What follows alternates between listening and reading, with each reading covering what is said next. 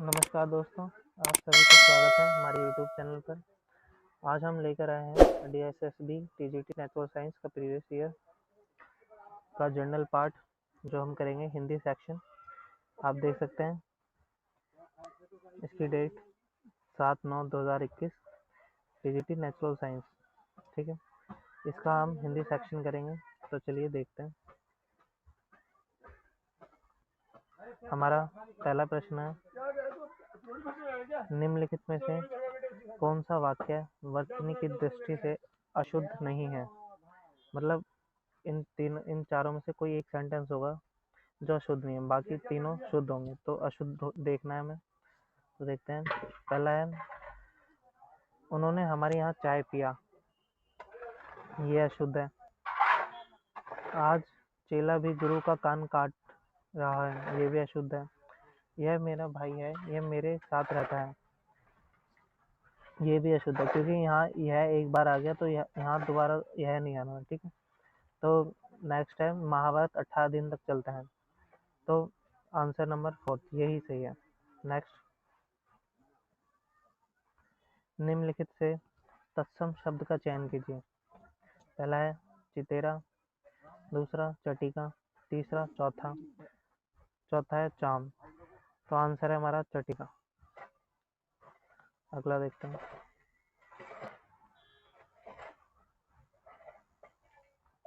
अगला क्वेश्चन है 3, निम्नलिखित में से इंद्रधनुष का पर्यायवाची शब्द कौन सा है। तो देखते हैं, त्वरा। त्वरा का अर्थ क्या होता है? त्वरा का अर्थ होता है शीघ्रता, तो इंद्रधनुष से तो मिलता नहीं है। फिर है बाखर। बाखर जो होता है एक प्रकार का हल। तीसरा है सुरचाप। तो हमारा आंसर यही है। तो इंद्रधनुष का पर्यायवाची क्या होता है? सुरचाप। और मनोरथ क्या होता है? जो मन को भाई। तो इसलिए आंसर नंबर 3। नेक्स्ट, दिए गए वाक्यांश के लिए एक शब्द का चयन कीजिए। अलग अलग अव्यय को एक में जोड़ना। तो पहला है स्वदित। स्वदित का अर्थ होता है जो पसीने से युक्त हो। दूसरा है साक्ष। साक्ष मतलब होता है जो प्रतापी होता है। तीसरा है लोकोत्तर। लोकोत्तर होता है मतलब वह ज्ञान जो लौकिक ज्ञान से परे हो। और आखिरी है संश्लेषण। तो संश्लेषण का मतलब होता है अलग अलग अवयव को जोड़ना। तो आंसर नंबर 4। अगला करते हैं।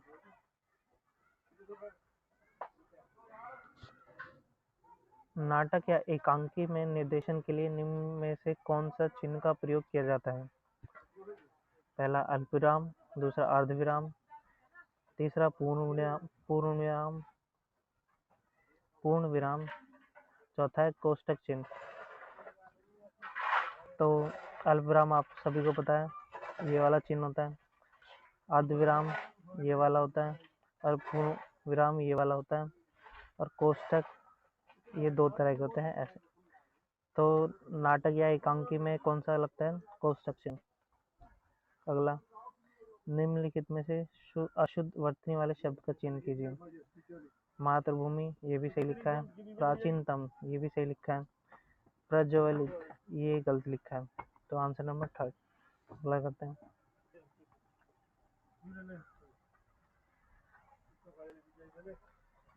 निम्नलिखित में से मुहावरा कोड में खाज होना का अर्थ है। पहला है अत्यधिक प्रसन्नता प्राप्त होना, ये नहीं होगा। किसी भी बात पर विश्वास कर लेना, ये भी नहीं होगा। अधिक आमदनी होना, ये भी नहीं होगा। हमारा ऑप्शन नंबर है 4, एक दुख पर दूसरा होना। तो कोड में खाज होने का अर्थ आता है एक दुख पर दूसरा दुख होना। अगला करते हैं। निम्नलिखित में से कौन सा शब्द भाववाचक संज्ञा के उदाहरण है। लोहा ये नहीं है, ढेर ये भी नहीं है, दल ये भी नहीं है। आंसर नंबर 4 जवानी। नेक्स्ट, निम्नलिखित में से अशस्त्रीकरण का विलोम शब्द क्या है। अवर नहीं, प्रवर ये भी नहीं है। आंसर नंबर है 3 निशस्त्रीकरण। नेक्स्ट, निम्नलिखित में दिया गया वाक्य किस काल का उदाहरण है। ताजमहल का निर्माण कार्य चल रहा है। हेतु भविष्य काल ये नहीं है। रहती है तो भूतकाल ये भी नहीं है, तो आसन भूतकाल ये भी नहीं है, यह अपूर्ण भूतकाल। अगला, निम्नलिखित में से विसर्ग संधि का उदाहरण है। उन्मत्त ये नहीं है, कविच्छा ये भी नहीं है, परिच्छेद ये भी नहीं है, यह है दुश्चरित। दुश्चरित ऐसे लिखते हैं, दुश्चरित।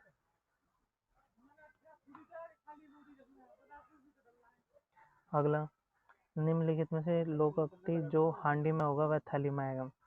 का अर्थ है, पहला, जो कष्ट भोगता है वह दूसरों के कष्ट को समझ सकता है, ये नहीं होगा। दूसरा, छोटे लोगों को बढ़ चढ़ कर बोलना, ये भी नहीं है। तीसरा, अपराधी सदा संकित रहता है, ये भी नहीं। जो मन में है वह प्रकट होगा, तो आंसर में 4। नेक्स्ट, निम्नलिखित में से कौन सा शब्द प्रत्यय का प्रयोग करके बनाया गया है।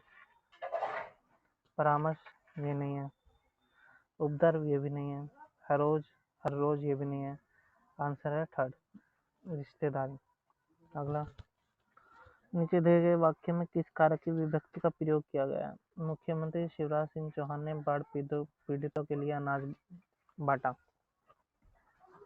तो कर्म कारक नहीं है, क्योंकि कर्म कारक के लिए पहचान के लिए होता है को। करक कारक ये भी नहीं है, ये होता है से द्वारा, मतलब किसी के द्वारा किया गया। संप्रदायन कारक ये होता है के लिए।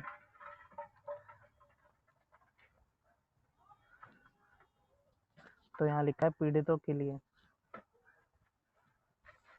तो संप्रदायन कारक है इसमें, ठीक है।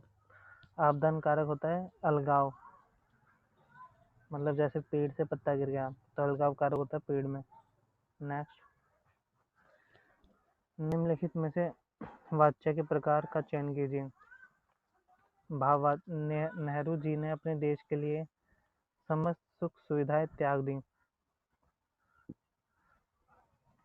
तो पहला है भाववाच्य, ये नहीं होगा। फिर है कर्मवाच्य, ये भी नहीं है। क्रियावाच्य ये भी नहीं है, यह है कृतवाच्य। Answer number 2। नेक्स्ट पैराग्राफ है, निम्नलिखित गद्यांश को ध्यान पूर्वक अध्ययन कर प्रश्नों का उत्तर दीजिए। ये आप सभी के लिए है, आप सभी इसे ध्यान से पढ़िए ताकि आपको पेपर में दिक्कत ना हो इस पे पढ़कर। और ये क्वेश्चन है आपके 16, उपयुक्त गद्यांश के संदर्भ में कौन सा कथन सही है। इसका आंसर है 3rd। अगला सवाल है इसी पैसेज का, उपयुक्त गद्यांश का उचित शीर्षक कौन सा है, तो आंसर है 4th, नैतिक शिक्षा की उपयोगिता। 18 है, उपयुक्त गद्यांश के अनुसार आज हमने भौतिक उन्नति को एकमात्र उद्देश्य बना लिया है, हम भौतिकवादी से डैश होते जा रहे हैं, यही कारण है विफलता हमारे मार्ग में अवरुद्ध किया है। आंसर है अति भौतिकवादी। 19 है, उपयुक्त गद्यांश के अनुसार शिक्षा का अभिप्राय है। आंसर है जीना सीखने की कला। आखिरी है, उपयुक्त गद्यांश के अनुसार आज विद्यार्थियों में व्याप्त अनुशासनहीनता, निराशा, हतोत्साह के कारण मानसिक डैश